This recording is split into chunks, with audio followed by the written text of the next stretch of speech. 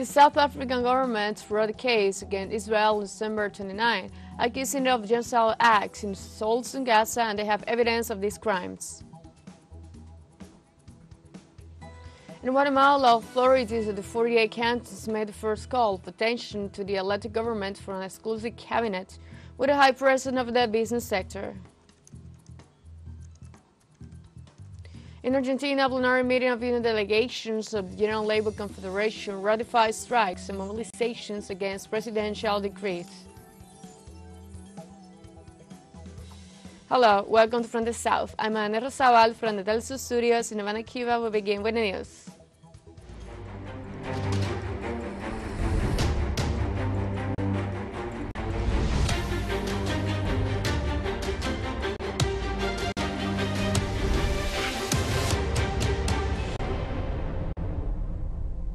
The South African government brought a case against Israel on December 29, accusing it of genocidal acts in its assaults in Gaza, and they have evidence of these crimes. Let's remember that since the conflict began, more than 23,000 Palestinians have been killed. 70% of them are children and women. There is a cruel and inhumane treatment inflicted on a large number of civilians, including minors, who were detained, blindfolded, and forced to undress, left outside in the cold before being transferred to known locations.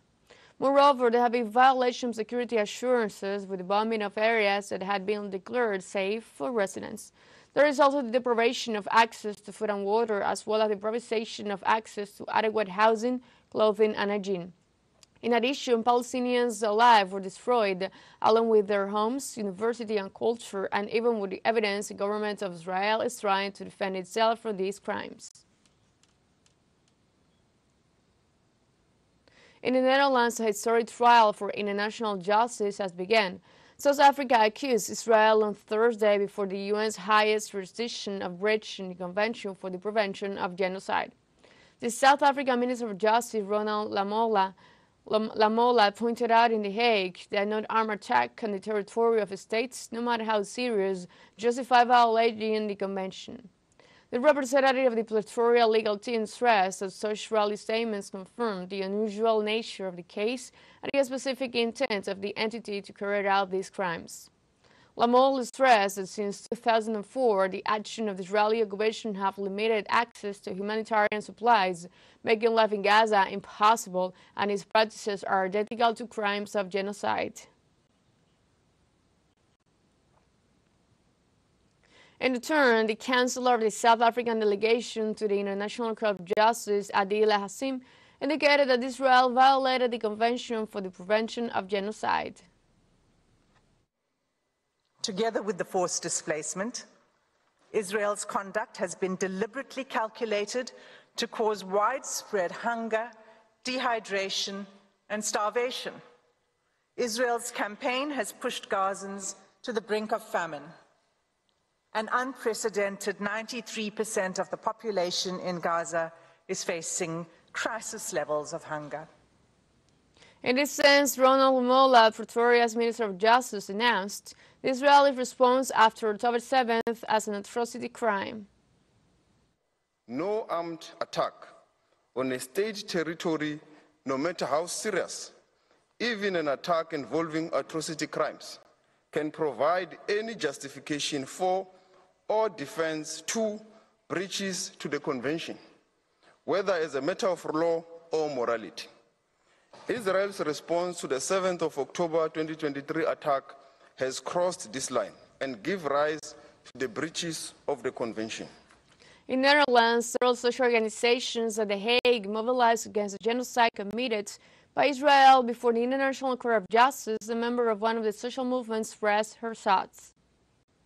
Our organization, on behalf of American youth, on behalf of Palestinians living in the diaspora, and also as a Jordanian woman as well. I think that this is necessary for us to show that the people stand with this case and this hearing, and that we need to make sure to rally public support behind it. And what does it mean for you as a woman living in the United States specifically? What does this struggle mean for you? I mean, especially as a Palestinian American woman who's the granddaughter of Nakba survivors, it is devastating to know that we are complicit in an ongoing genocide, that our tax dollars are literally funding the massacre of innocent civilians and mainly of children. And that right now, as we speak, President Biden is aiming to supply Israel with even more military weapons when Gaza has already been pummeled with the equivalent of several nuclear bombs. It's inhumane, it's immoral, and I think that this is going to be a turning point for us as a humanity. Also, citizens claim that NATO has totally lost its way and is now only involved in conflicts that bring misery and destruction. These are the words of one of them. Yes, unfortunately, NATO, which of course originally was a North Atlantic treaty organization, has completely lost its way. It's been involved in the invasion of Afghanistan. It was involved in the destruction of Libya. Now we have NATO forces in the Mediterranean Sea engaged in intimidation of Hezbollah. We have NATO forces in the Red Sea engaged in intimidation of the Houthi people.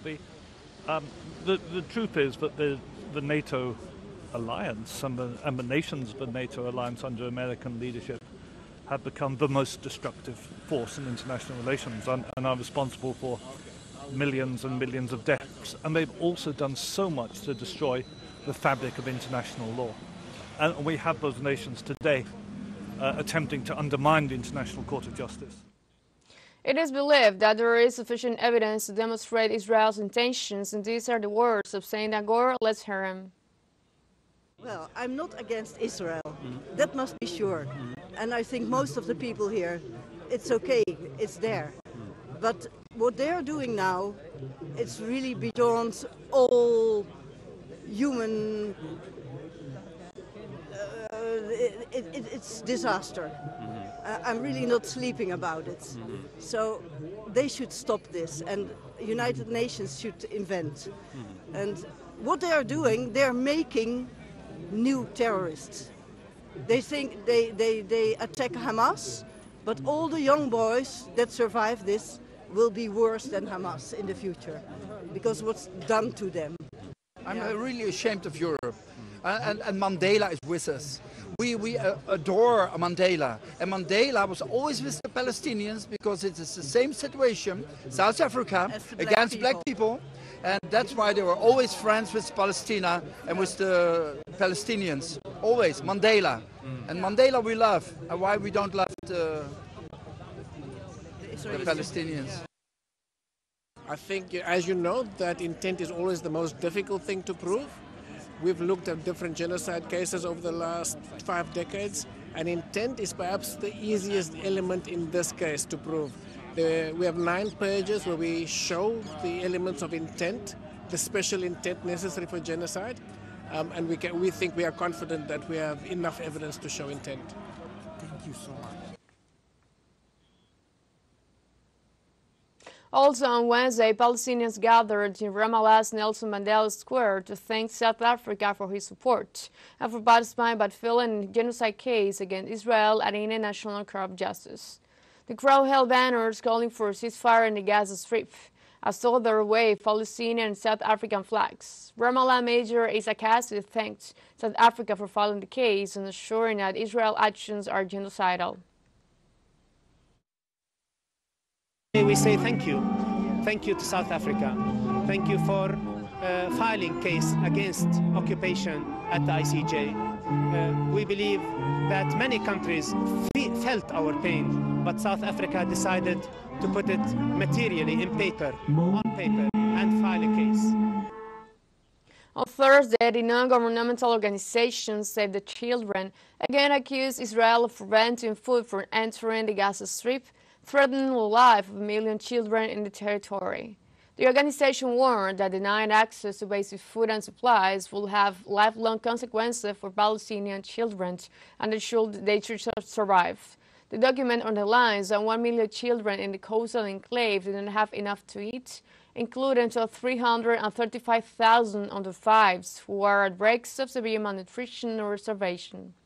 Save the Children's Global Director of Policy and Advocacy, Health and Nutrition, Hannah Stephenson, warns about the inevitability of diseases such as pneumonia and diarrhea, the leading causes of death for children in these weakened states.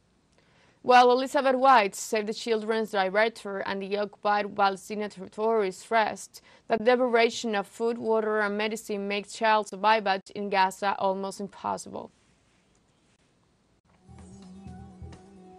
Let's take a short break, but remember you can join us on TikTok at TeleSUR English, where you find news in different formats, new dates, and more. Other studies coming up, stay with us.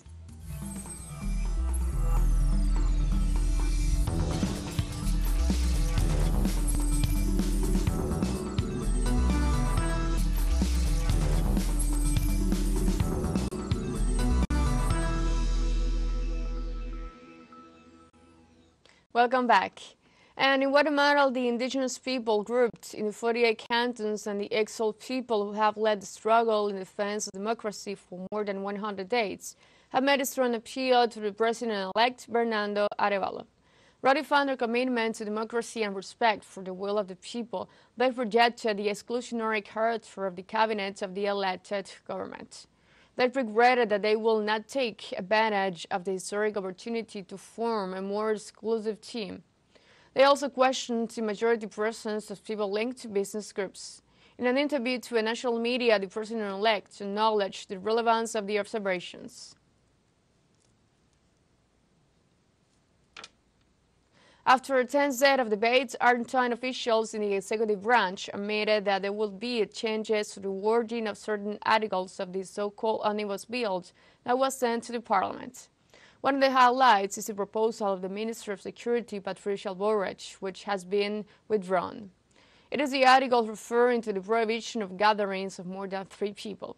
During her speech, the head of security for the president's government, Javier Milei, also made a slip of the tongue, referring to a law authorizing extraordinary executions known as the trigger-happy law. Far from admitting a mistake, he reinforced theory which for some of the deputies present are seriously repressive.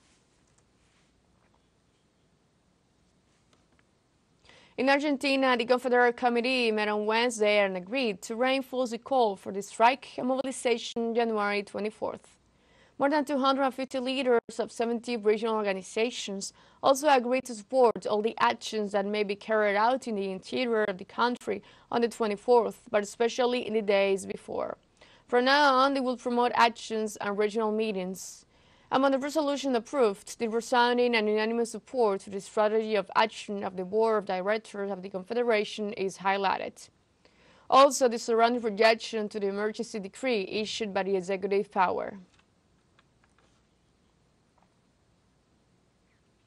Ecuador's National Assembly approved on Wednesday the Energy Competitiveness Law, a law which the executive seeks to address the crisis in the sector.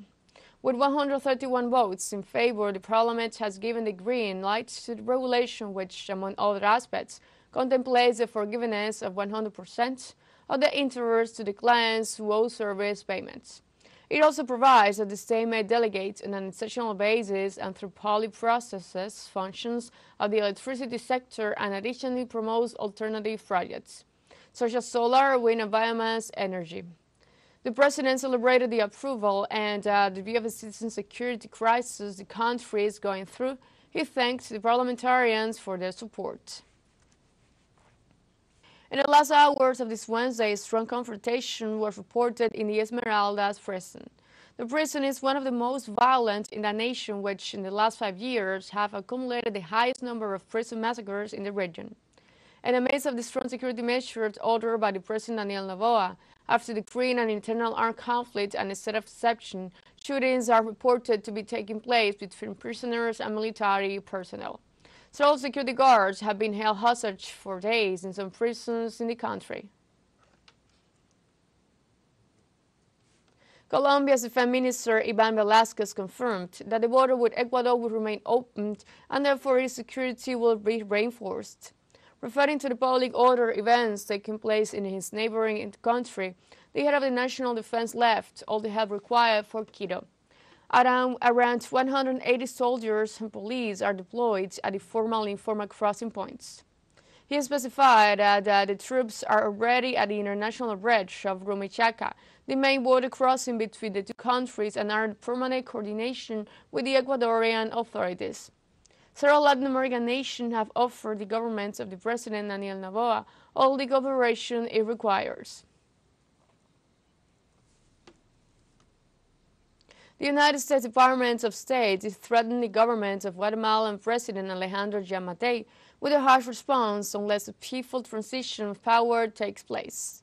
In the last few hours, the outgoing administration has tried new ways to interrupt the transfer of power.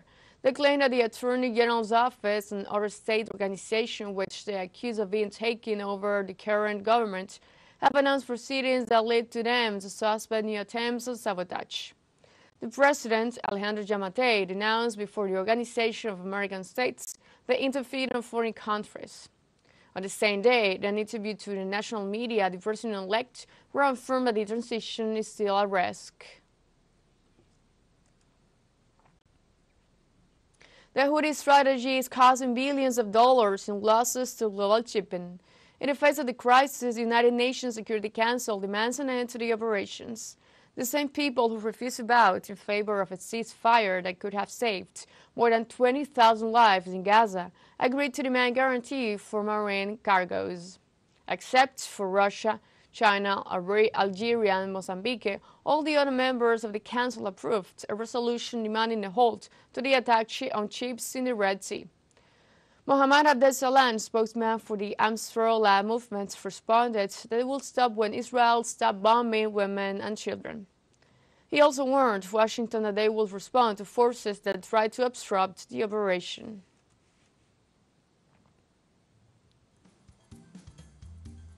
We have a second job break coming up, but before we invite you to join our website community for our English-speaking audience. You can scan the QR code on screen to join directly and through the link to reach more people. Constant news coverage of Latin America and the Caribbean, as well as the rest of the world. Stay connected and informed with TeleSUR. Financial break, don't go away.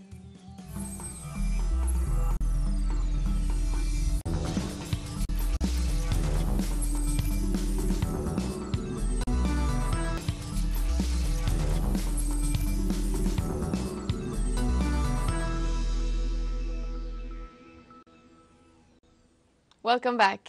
In Zimbabwe, the number of deaths from cholera has risen to 300, while health authorities report at least 5,000 suspected cases.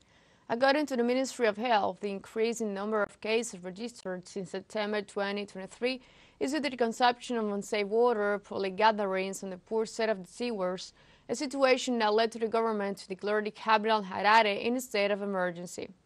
In view of the critical situation, the authorities called on the population to comply with hygiene standards and protocols in order to prevent further spread, while launching a cleanup campaign to remove some 200 metric tons of waste, which is seriously disrupting essential services in the midst of a complex sanitary situation. The government of Uganda will destroy more than 5.6 million doses of anti-COVID-19 vaccines that have expired due to the slow uptake and declining demand in the country. According to an audit report, these vaccines valued at 28 billion Uganda shillings, or $7.3 million US, were effectively distributed in the country, but in the end they were never applied. In view of this, they will be withdrawn from the health centers by the health authority and subsequently destroyed. The audit report revealed that total losses from expired COVID-19 vaccines will exceed $78 million US by the end of the year. In Germany, a strike of train drivers who are demanding a wage increase and labor improvements took place on Wednesday. The German railroad company Deutsche Bahn informed that due to the strike, road traffic will be restricted to the public. In this sense, the operator advised the public to refrain from traveling by train until the strike is over. For his part, the union demanded an increase of €555 per month, as well as the transition from a 38 to a 35-hour working week. Meanwhile, the company indicated that it is ready to agree only on a one-time reward and a wage increase of 11% for 32 months. At the same time, more than 70 highways were blocked by German farmers who reject the measures implemented by the government in December 2023. Protesters announced budget-saving measures which involve eliminating subsidy for diesel fuel and tax exemption foreseen for means of transport used in the fourth sector, economy and agriculture. Demonstrators assured that protests will spread to other states until the government listens to their demands. The United Nations General Assembly approved on Wednesday the resolution presented by the G77 and China in order to establish the International Day of Science, Technology, and Innovation for the South every September 16. The proposal introduced by Cuba's chair of the bloc was agreed earlier by the head of states and government participated in the group summit held in Havana in September 2023.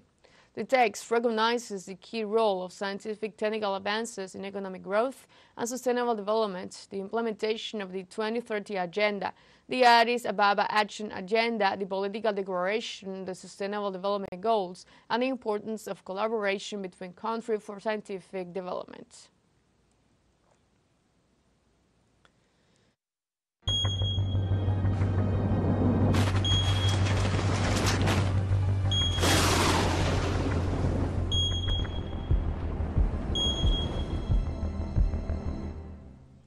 Indonesia's Mount Lewotawih erupted again on Wednesday, spreading clouds of ash 2 kilometers above its summit. Meanwhile, authorities raised volcanoes alert status to the highest level. The eruption follows weeks of intense volcanic activity on the mountain located in the eastern Indonesian island of Flores, and prompted the local government to issue an evacuation order by nearby residents. Local authorities set up 2 temporary shelters currently housing some 5,000 people. The Southeast Asian archipelago lies in the Pacific Ring of Fire, an area of intense volcanic and seismic activity which has about 130 volcanoes. We have come to the end of this brief. You can find these and many other stories on our website at TeleSURenglish.net. And join us on social media, Facebook, X, Instagram, Telegram, and TikTok. For TeleSUR English, I'm Ana Rosabal. Thank you for watching.